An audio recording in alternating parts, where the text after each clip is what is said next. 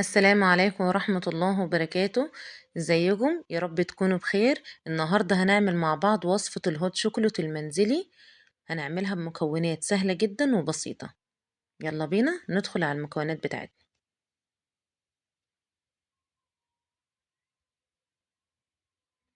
معايا هنا نص كوباية من الكاكاو الخام، ولازم انخله. كاكاو خام غير محلى، لازم انخله معايا عشان اي تكتلات فيه.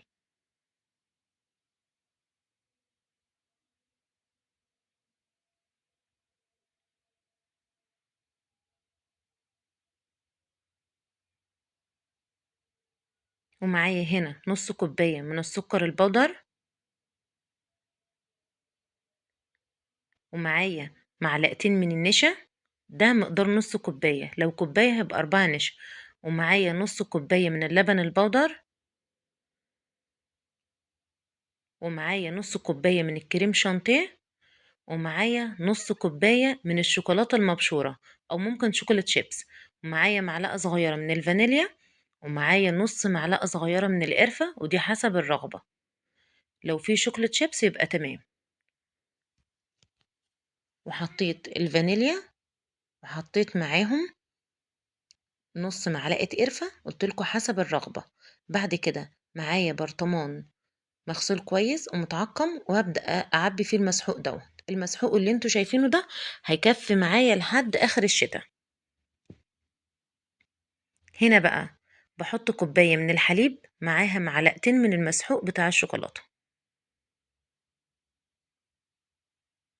بدوبه كويس قوي على البارد، وبرفعه بقى على النار.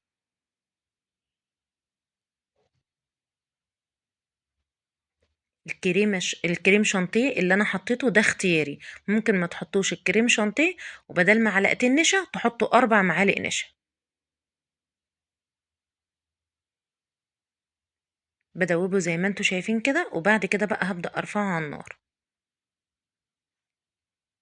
خلاص الخليط استوى معانا كده زي ما انتوا شايفين. هبدأ اصبه.